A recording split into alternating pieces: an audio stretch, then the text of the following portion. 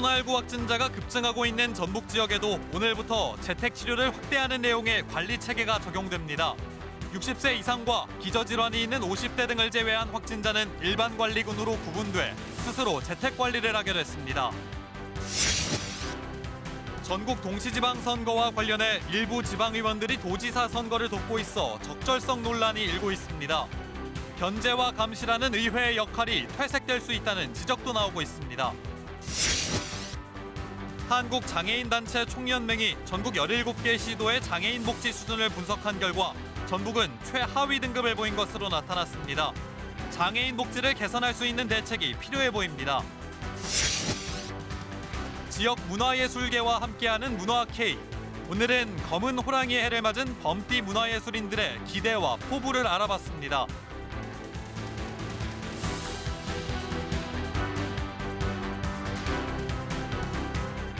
시청자 여러분 안녕하십니까? 전북 7시 뉴스입니다. 전북 지역 코로나19 신규 확진자는 어제 1,771명, 오늘은 오후 6시까지 1,128명입니다. 백신 3차 접종 완료자는 112만 1,000여 명으로 접종 완료율은 63%입니다. 확진자 급증으로 재택치료가 늘면서 대응이 제대로 이뤄지지 않는다는 민원이 적지 않았는데 곧 시군마다 상담센터가 마련될 예정입니다. 이지현 기자입니다. 설 연휴 다음 날인 지난 3일 처음 1,000명을 넘어선 전북 지역 코로나19 확진자 수. 전북 곳곳에서 집단 감염이 줄지 않으면서 일주일째 1,000명대 확진을 이어가고 있는데 이 기간 누적 감염자만 9,000명이 넘습니다.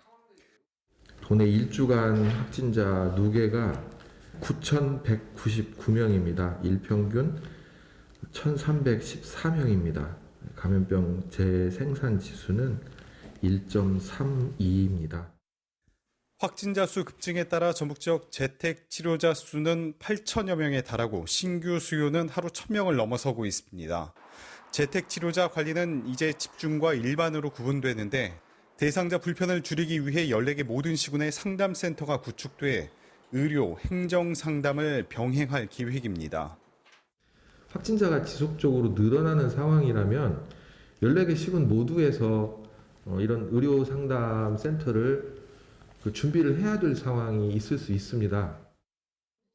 또 각 상담센터 통화 연결이 원활하지 않은 상황에 대비해서 시군 보건소와 119에도 재택 치료자에 대한 안내가 가능하도록 조치할 방침입니다.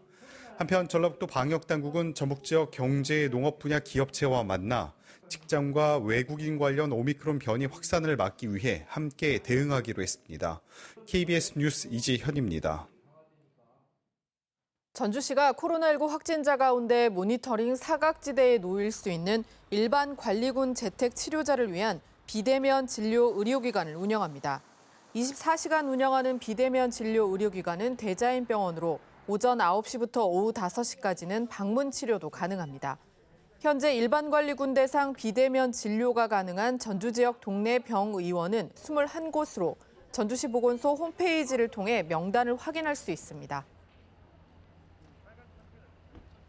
민주당 이재명 대선 후보는 자신을 지지 선언한 한국노총을 찾아 정책 협약식을 진행했습니다. 국민의힘 윤석열 대선 후보는 재경 전북도민회 신년 인사회에 참석해 호남 민심 잡기에 나섰습니다. 강나루 기자의 보도입니다.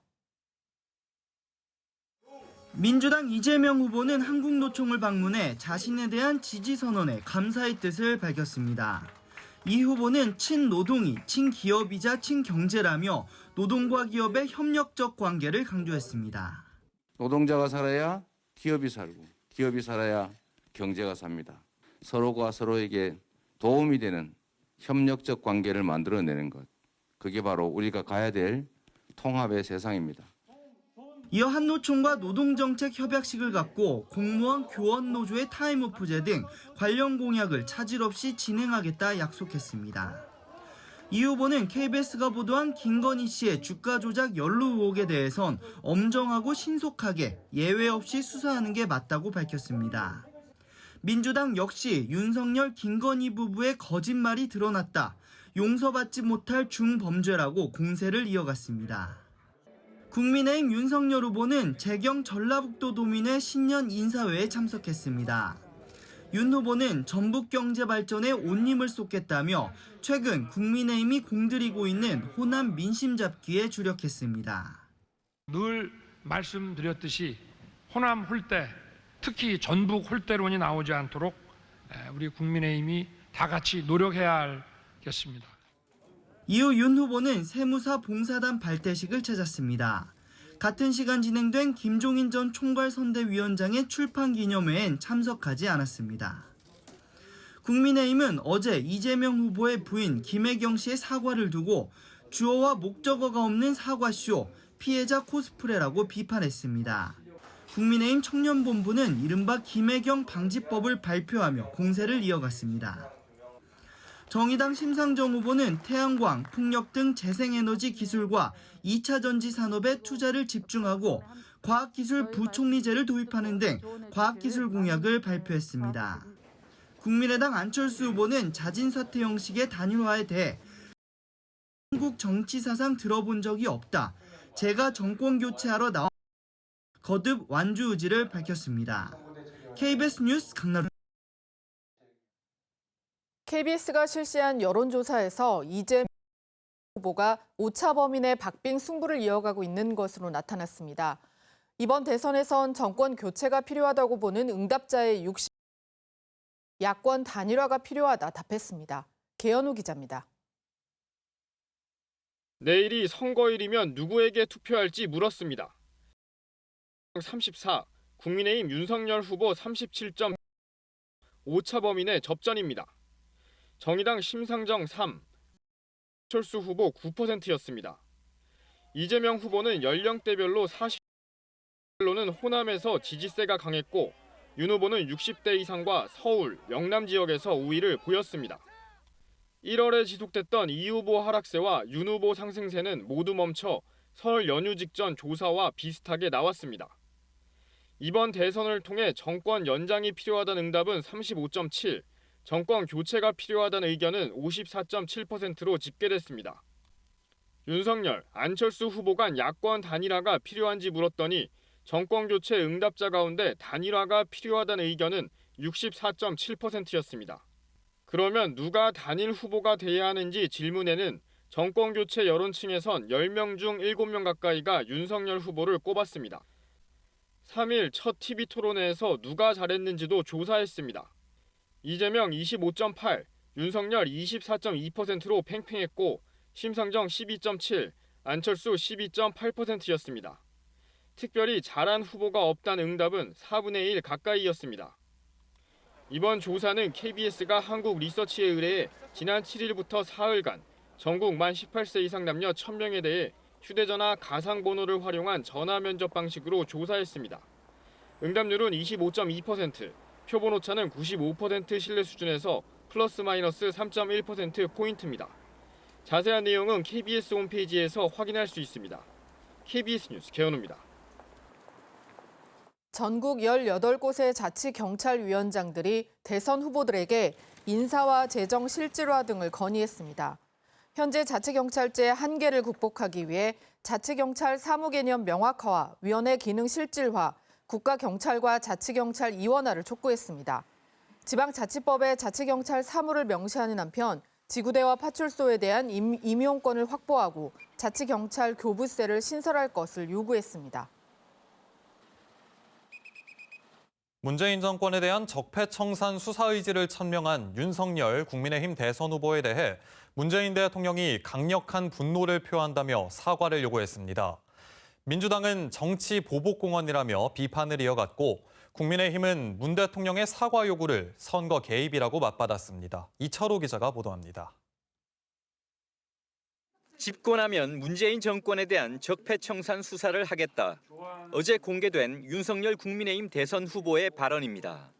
이에 대해 문재인 대통령은 오늘 참모회의에서 강력한 분노를 표한다며 공개 사과를 요구했습니다.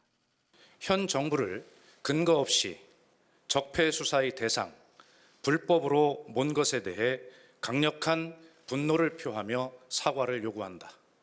특히 문 대통령은 윤 후보가 현 정부 서울중앙지검장과 검찰총장을 지낸 것을 언급했습니다.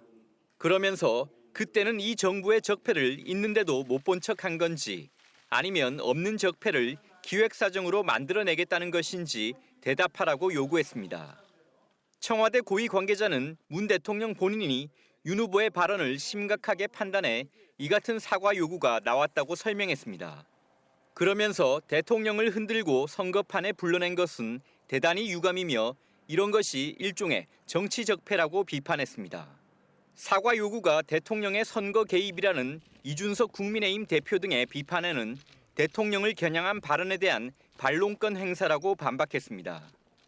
논란이 커지는 가운데 윤석열 후보는 문 대통령의 사과 요구에 대해 법과 원칙에 따른 성역 없는 사정을 강조해왔다는 점에서 문 대통령과 자신의 생각은 같다고 말했습니다.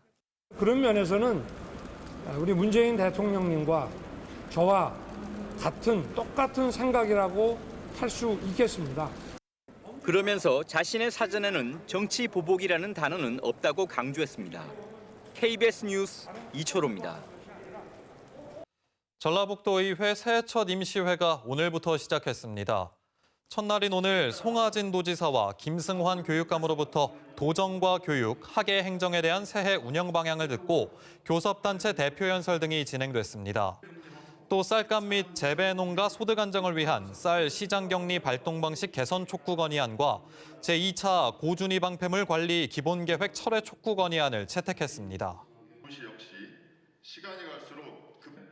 일부 현직 전북 도의원들이 외곽 조직을 맡아 도지사 선거를 돕고 있습니다. 선거법상 문제가 없다지만 의정 활동을 소홀히 하는 것 아니냐는 비판이 나오고 있는데요. 견제와 감시라는 지방의회 본연의 역할을 뒤로하고 집행부 수장을 돕는 게 적절한지 논란이 일고 있습니다. 보도에 안태성 기자입니다. 재선인 정호윤 도의원은 올해 지방선거에 출마하지 않겠다며 석 달 전 민주당 전북도당에 불출마 서약서를 제출했습니다. 대신 다른 사람의 선거 조직을 맡아 돕고 있습니다. 위정 활동과는 거리가 멀지만 현직에 있어 다달이 세비를 받고 있습니다. 더욱이 견제와 감시를 해야 할 현직 도지사를 도와 논란입니다. 동료 의원들조차 곱지 않은 시선을 보내고 있습니다. 집행부를 견제하고 잘못된 것은 잘못됐다라고 이야기를 해야 될 곳이 의회인데 오픈되어 있는 상태에서의 도움을 주거나 캠프에 들어가서 활동하거나 하는 것은 바람직하지 않는 모습이다 이렇게 저는 판단하고 있습니다. 김대호 도의원도 도지사 측근이 도와달라고 부탁을 해와 일단 들어줬다고 말합니다. 합지역은 나보다 맡으라고 그러고 울지역은 그쪽에 있었던 사람 뭐라고 그러는데 좀 도와주시라고 해서 내가 상황 봐서 돕겠다. 현직 도지사의 선거를 돕는 도의원 중에는 측근인 이병철 의원도 있습니다. 여기에 백영규 전주시의원이 올해 지방선거 출마를 접고 이미 송하진 지사의 선거 조직에 합류한 상태입니다. 지방자치법이 개정되면서 지방의회의 역할이 강화되고 그 기대 또한 높아졌습니다. 이런 상황에서 지역 유권자들이 위임한 권한과 책임을 유권자의 동의도 없이 스스로 포기하는 것은 유권자에 대한 배신 행위이면서 지방의회를 허수아비로 전락시키는 지난주에는 송 지사 선거 캠프 출신 도청 간부 3명이 선거 활동을 위해 사직서를 냈습니다. KBS 뉴스 안태성입니다. 전북교육감 예비 후보인 황호진 전 전북부교육감은 오늘 전북교육청에서 기자회견을 열고 창의융합형 디지털 인재 양성을 위한 미래교육 방안을 제시했습니다. 모든 초등학교에 AI 전담교사를 배치해 인공지능 기반 융합교육을 하고 디지털 리터러시 교육을 도입하는 한편 코딩 교육 의무 시간을 현재 2배 이상 확대하겠다고 말했습니다. 사물 인터넷과 빅데이터, 3D 프린팅 등 권역별 4차 산업혁명 체험센터를 설립하고 전자칠판과 스마트 테이블, 디지털 교과서 등 미래형 스마트 교실도 구축하겠다고 덧붙였습니다. 이상현 전 전북도의원이 오늘 남원시장 선거 출마를 선언했습니다. 이 전 의원은 전북 서부권과 달리 남원이 홀대받고 있다고 진단한 뒤 민생경제 등 5개 분야 공약을 내놨습니다. 시민 1명당 1년에 30만 원을 지급하는 기본소득 도입과 공공의대 유치, 남원의료원의 국립승격 등을 발표했습니다. 제주북도 서남대 땅에 국립농업기술전문학교를 유치하고 광안루 주변을 생태관광지로 개척하겠다고 말했습니다. 동북권 남원은 경제적으로나 전주시장 출마를 선언한 유창희 전 전라북도의회 부의장이 가구당 30만 원씩 재난지원금 지원을 제안했습니다. 유 전 부의장은 코로나19 장기화로 어려움을 겪고 있는 지역 경제를 살리기 위해 자신이 시장이 된다면 추경 예산 등을 통해 전주 시민에게 가구당 30만 원씩 지급하겠다고 말했습니다. 또한 코로나19 백신 3차 접종자에 한해서 24시간 영업 제한을 풀어줄 것을 요청했습니다.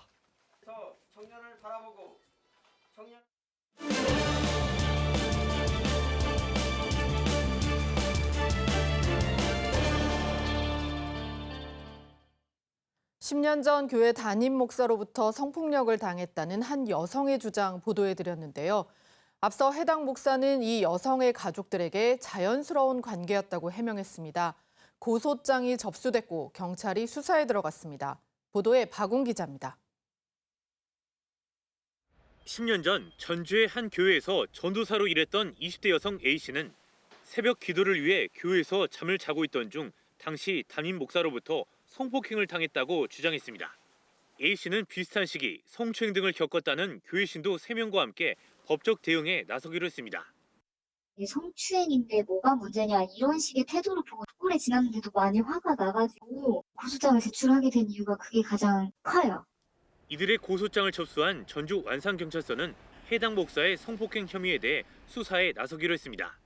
성인을 대상으로 한 강간죄 혐의의 공소시효는 10년. 경찰은 공소시효가 임박한 상황을 감안해 정확한 사건 발생 시점을 따져보고 해당 목사도 소환 조사할 계획입니다. 성폭행 의혹이 불거지자 이 교회가 소속된 교회 연합단체는 목사를 제명했습니다. 앞서 지난해 말 A씨의 가족들을 만난 목사는 자연스러운 관계였다고 해명했습니다. 목사 입장을 직접 듣기 위해 취재진은 여러 차례 통화를 시도했지만 답변을 받지 못했습니다.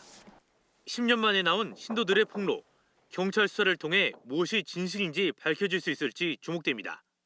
KBS 뉴스 박웅입니다. 전북 지역 장애인의 복지 수준이 전국에서 가장 낮은 것으로 조사됐습니다. 장애인이 체감하는 복지 만족도는 물론 예산 규모도 전국 평균을 크게 밑도는 것으로 나타나 개선이 필요합니다. 조선우 기자입니다. 장애인의 생활과 자립을 위해 꼭 필요한 지자체의 복지 사업. 사업에 쓰이는 예산과 투입되는 인력은 해당 지역 장애인의 삶의 질과 이어집니다. 전북의 장애인 복지 수준은 어떨까? 한국장애인단체 총연맹이 해마다 전국 17개 시도의 장애인 복지 수준을 비교한 자료를 보면 전북의 장애인 복지 분야 점수는 62점으로 가장 낮았습니다. 보건 자립 지원 분야와 복지 서비스 지원, 복지 행정과 예산 등 모든 평가 분야에서 최하위 등급인 분발에 머문 겁니다. 장애인단체 지원 수준도 전국 최하위권에 해당합니다. 등록장애인군은 광역자치단체 중간 수준인데 그 재정 자립도는 최하위권이다 보니까 장애인 10,000명당 단기 거주시설의 수가 전국 평균의 절반에 그치고 지역사회 재활시설에서 일하는 장애인 수도 전국 평균을 밑도는 것으로 나타났습니다. 전북 지역 장애인 1인당 복지 예산은 346만 원 정도. 이 역시 전국 평균의 70% 수준에 불과합니다. 의료비 지원을 좀 늘릴 필요가 있습니다. 또 최근에는 지역사회에서 자립생활하는 그런 요구가 강해지고 있는데요. 자립생활을 할 수 있는 주택 마련이라든지 이에 대해 전라북도는 장애인 복지 예산 규모가 다른 시도보다 적을 수 있지만 장애인이 체감하는 사업의 질을 높이는 데 중점을 두고 있다고 해명합니다. 장애인 복지에서도 드러난 지역 간 불평등. 사는 지역과 관계없이 장애인 복지가 고르게 이뤄져야 한다는 목소리가 높습니다. KBS 뉴스 조선우입니다. 오는 13일부터 나흘 동안 강원도에서 열리는 전국 장애인 동계 체육대회에 전북 선수단은 50여 명이 참가합니다. 휠체어 컬링과 알파인 스키, 바이애슬론, 크로스컨트리 스키, 아이스하키, 쇼트트랙 등 6종목에 출전합니다. 지난 대회 3관왕을 차지한 권상현 선수를 비롯해 김정빈 선수 등이 메달 사냥에 나섭니다. 내일부터 반려견 안전조치가 강화됩니다. 반려견과 외출할 때는 목줄이나 가슴 줄 길이를 2m 안으로 유지해야 하고 아파트 승강기 등에서는 반려견을 안거나 목덜미 부분을 잡아 안전하게 통제해야 합니다. 이를 어기면 횟수에 따라 최대 50만 원의 과태료가 부과됩니다. 충남 태안화력발전소에서 컨베이어 벨트에 끼어 숨진 비정규직 청년 노동자 고 김용균 씨. 숨진 지 3년여 만에 사고 책임자들에 대한 1심 법원의 선고가 나왔지만 원청업체 대표는 무죄를 선고받았고 협력업체 임직원들은 징역형의 집행유예나 벌금형을 선고받아 유족들이 반발하고 있습니다. 한솔 기자입니다. 2018년 12월 태안화력발전소에서 석탄 운송 작업 중 컨베이어 벨트에 끼어 숨진 고 김용균 씨. 사고 발생 이후 3년 2개월 만에 1심 선고 공판이 열렸습니다. 법원은 업무상 과실치사와 산업안전보건법 위반 혐의로 기소된 원청업체인 한국서부발전 김병숙 전 대표에게 무죄를 선고하고 한국서부발전에 벌금 1,000만 원을 선고했습니다. 재판부는 사망사고와 관련된 컨베이어 벨트의 위험성을 원청업체 사장인 김 씨가 구체적으로 인식했다고 보기 어려워 죄를 물을 수 없다고 판시했습니다. 하지만 김 씨를 제외한 서부발전 임직원과 협력업체인 한국발전기술 임직원들은 모두 유죄가 인정됐고 징역형이나 금고형의 집행유예와 벌금형 등이 선고됐습니다. 백남호 전 한국발전기술 대표는 징역 1년 6월에 집행유예 2년을, 나머지 사고 책임자들에게는 6월에서 최대 1년 6월의 징역형이나 금고형의 집행유예나 700만 원에서 1,500만 원의 벌금이 선고됐습니다. 재판부는 이들이 소속 근로자가 안전한 환경에서 근무할 수 있는 조치를 하지 않았고 또 피고인 개개인의 안전조치 의무 위반 행위가 모여 사고를 유발했다고 판시했습니다. 선고 직후 김용균 재단 측은 강하게 반발했습니다. 사람이 죽었으면 그에 응당한 처벌이 있어야죠. 왜 원청은 잘 몰랐다는 이유로 다 빠져나가고 저는 절대로 인정할 수 없고. 김용균 재단은 검찰에 항소를 요청한 가운데 검찰은 판결문 검토 후 항소 여부를 결정할 방침입니다. KBS 뉴스 한솔입니다. 문재인 대통령이 임기 내 가장 아쉬운 점으로 부동산 정책을 꼽으며 대규모 공급 확대를 서둘렀어야 했다고 말했습니다. 종전선언과 관련해서는 한미 간의 문안 조율까지 마쳤지만 임기 내에 이루겠다는 건 욕심일 수 있다며 다음 정부의 역할을 강조했습니다. 김경진 기자가 보도합니다. 임기 석 달을 남기고 세계 7대 통신사와 합동으로 서면 인터뷰를 진행한 문재인 대통령. 먼저 부동산 문제가 임기 내내 가장 무거운 짐이었다면서 주택 공급 대규모 확대를 더 일찍 서둘러야 했다고 아쉬움을 밝혔습니다. 다만 최근 들어 공급 확대로 상황이 반전됐다면서 부동산 문제가 차기 정부에 부담이 되지 않도록 하겠다고 했습니다. 젠더 갈등에 대해선 기회가 제약되니 남녀 청년층 모두 자신이 피해자라고 인식하는 것 같다며 이는 기성세대의 책임이지 남성 탓, 여성 탓이 아니라고 강조했습니다. 그러면서 정치적 목적으로 갈등을 더 키우는 건 아닌지 냉정히 돌아봐야 할 때라고 말했습니다. 종전선언 구상과 관련해선 한미 간에 북한에 제시할 종전선언 문안까지 의견 일치를 이뤘다면서도 임기 내 선언은 욕심일 수 있다며 다음 정부의 역할을 강조했습니다. 문 대통령은 위기 속에서도 국력과 위상이 크게 높아졌다는 것을 업적으로 평가받고 싶다고 했습니다. 또 현 정부의 한국판 뉴딜, 탄소 중립, 한반도 평화 정책은 어떤 정부가 들어서더라도 이어져야 한다고 강조했습니다. 퇴임 후엔 정치에 관여하지 않겠다는 뜻을 거듭 밝혔습니다. 퇴임 후 대북 특사로 역할을 할지에 대해선 그때 가서 판단하겠다고 답했습니다. KBS 뉴스 김경진입니다. 최근 수도권 등지의 아파트값이 하락세를 보이는 가운데 전북 지역의 아파트값도 상승폭이 둔화하고 있는 것으로 나타났습니다. 한국부동산원이 발표한 이달 첫째 주 전북 아파트 가격 동향을 보면 매매가가 한 주 전보다 0.05% 올라 전주 상승폭 0.07%보다 0.02%포인트 떨어졌습니다. 전셋값 상승폭도 같은 기간 0.01%포인트 하락했습니다. 이 같은 아파트값 오름세 둔화는 수도권 아파트값의 하방 압력과 금리 인상 등에 따른 것으로 분석됩니다. 통계청이 발표한 지난해 4분기 전북 지역 경제 동향을 보면 서비스업 생산은 전년도 같은 기간보다 4.7% 증가했으며 증가세는 전분기보다 1.9%포인트 확대됐습니다. 숙박, 음식업 18.9% 등 교육을 제외한 도소매와 금융보험, 보건, 사회복지 등 대부분의 서비스업 생산이 증가세를 나타냈습니다. 소매 판매 생산 역시 지난해 같은 기간보다는 3.7% 늘었지만 증가세는 전분기보다 0.1%포인트 축소됐습니다.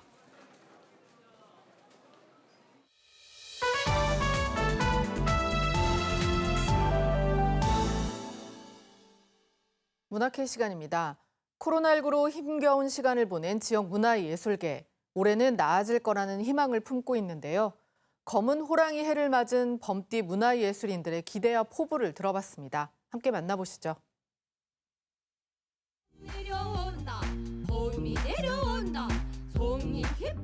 틀을 깬 판소리는 젊은 세대의 마음도 끌었습니다. 국악 대중화를 고민해온 국악계는 도전과 변화의 필요성을 느낍니다. 퓨전 국악 그런 것들을 혹시 시도해볼 기회가 있다면 좀 우리의 전통춤을 재해석할 수 있는 작업들을 한번 해보고 싶은 마음은 있습니다. 그 꿈을 펼칠 수 있는 무대가 올해는 좀 더 넓어지길 바랍니다.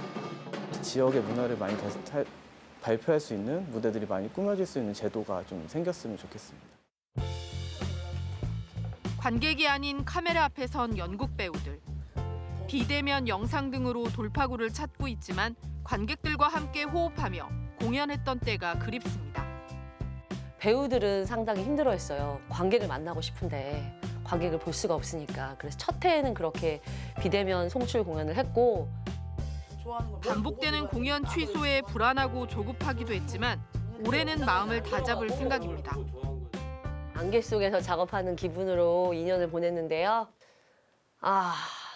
좀 코로나라는 상황이 바꿀 수 없는 상황이니까 어떤 상황이 오더라도 좀 이렇게 마음의 여유가 좀 생기고 또 유연하게 대처하는 그런 능력이 제가 좀 생겼으면 좋겠고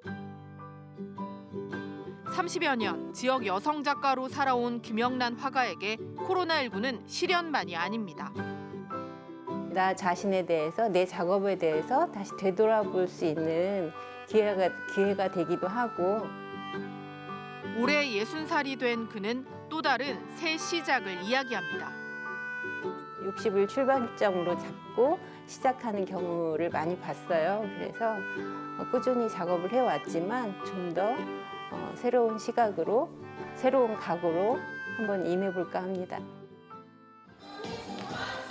예술단 입사 동기이자 범띠 동갑내기 친구들. 서로를 버팀목 삼아 미래를 함께 그립니다.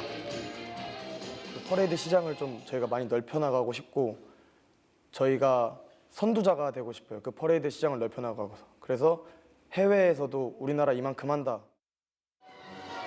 지역 청년 예술인들이 마음껏 나래를 펼 수 있길 바랍니다.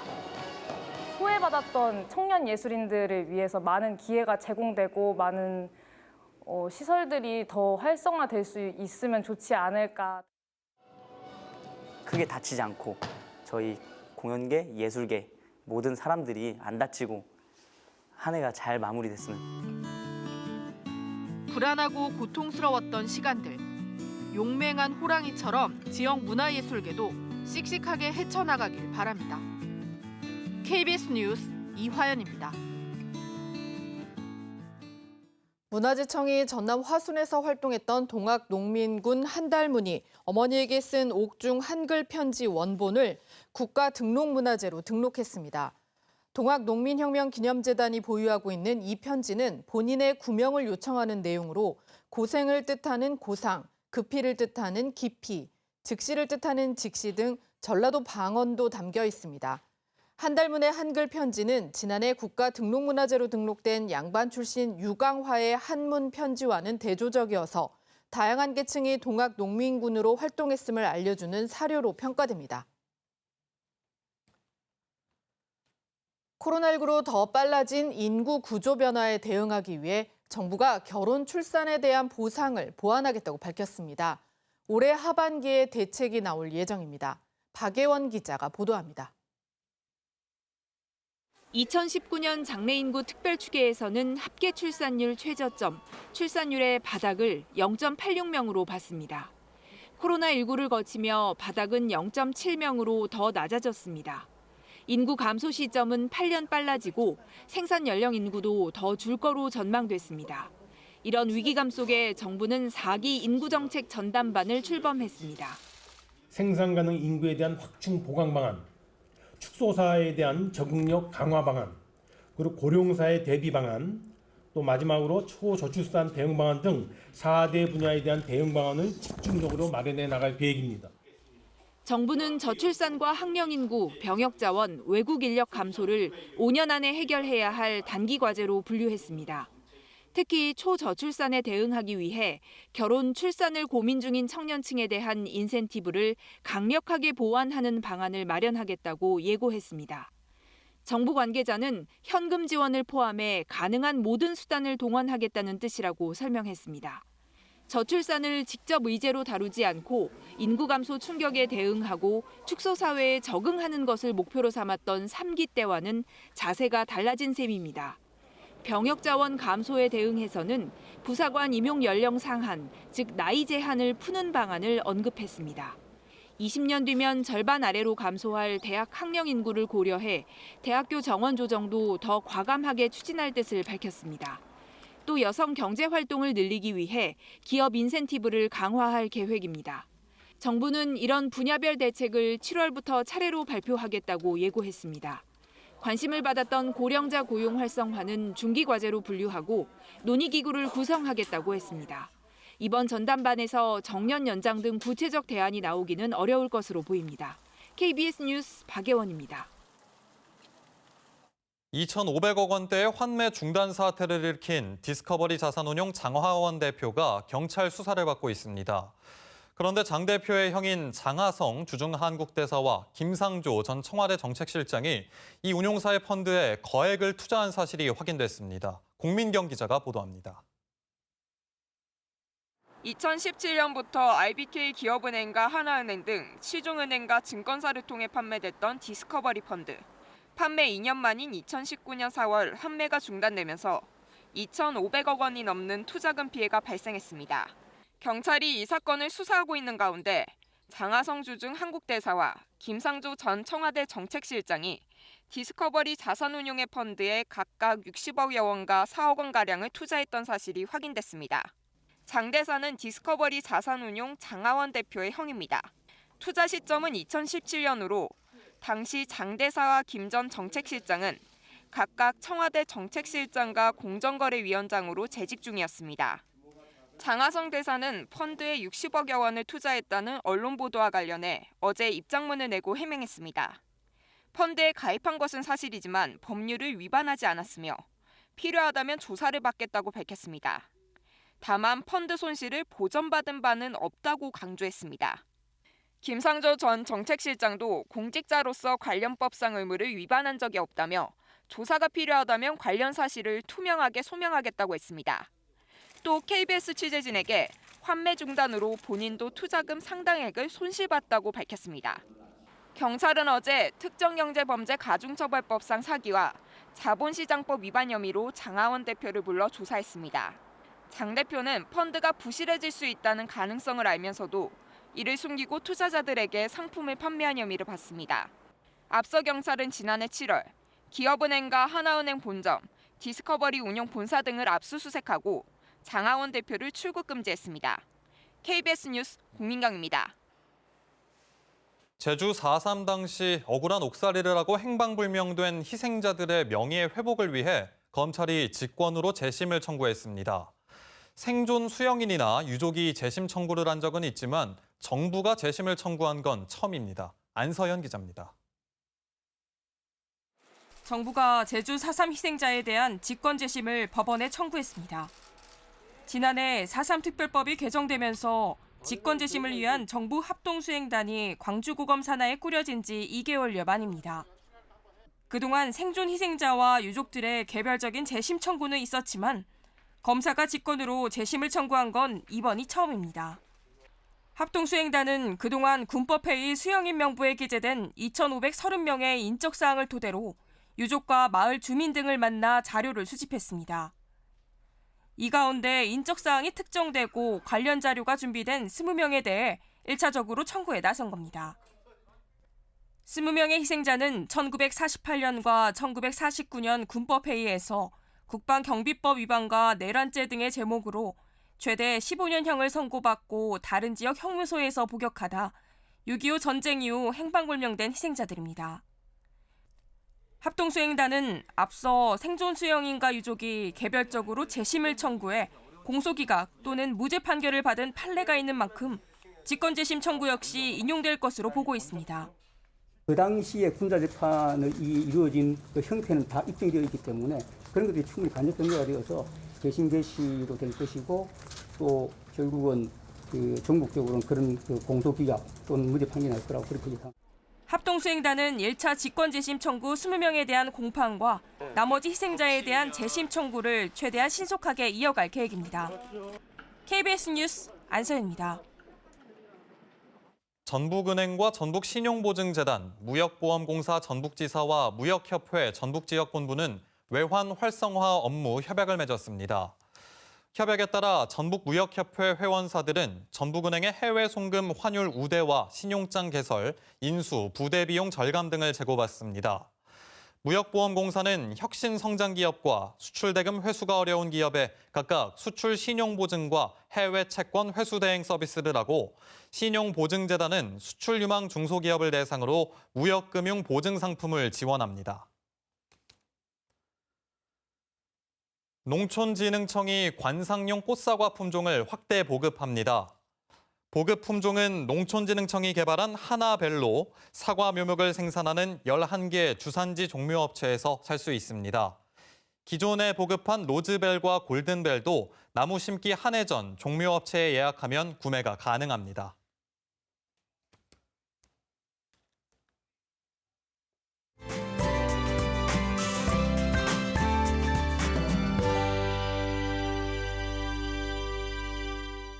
현재는 보통 수준의 대기질을 보이고 있지만 대기가 정체돼 초미세먼지가 쌓이겠습니다. 밤에는 국외 20곳까지 유입되면서 내일은 많은 지역에 공기가 탁하겠는데요. 휴일까지 초미세먼지 농도가 높은 날이 많을 것으로 예상돼 호흡기 관리에 유의하셔야겠습니다. 내일도 낮 동안은 온화하겠습니다. 아침 기온은 예년 수준과 비슷하겠지만 낮에는 10도 안팎까지 오르겠고요. 포근한 날씨는 주말까지 계속 이어지겠습니다. 일요일 오후에는 남해상을 지나는 저기압의 영향을 받아 비가 내릴 것으로 전망됩니다. 주말까지 대체로 맑은 날씨가 이어지면서 대기는 갈수록 메말라 가겠습니다. 바람까지 약간 강하게 불면서 화재 사고의 위험이 매우 큽니다. 주의하셔야겠습니다. 내일 아침 기온은 영하 4도 안팎으로 오늘보다 조금 낮겠고요. 낮 기온은 10도 안팎으로 오늘보다 조금 높겠습니다. 임실의 아침 기온 영하 6도에서 출발해 한낮 기온은 10도 안팎까지 오르겠습니다. 바다의 물결은 서해남부 전해상에서 잔잔하게 일겠습니다. 내일은 고기압의 가장자리에 들면서 구름에 가끔 구름이 많이 끼겠고요. 기온은 오늘보다 더 올라서 서울 8도, 광주와 대구가 12도까지 오르겠습니다. 수도권과 동쪽 지역에 건조특보가 계속되는 가운데 불조심해 주셔야겠습니다. 날씨였습니다. 뉴스를 마칩니다. 시청해주신 여러분 고맙습니다.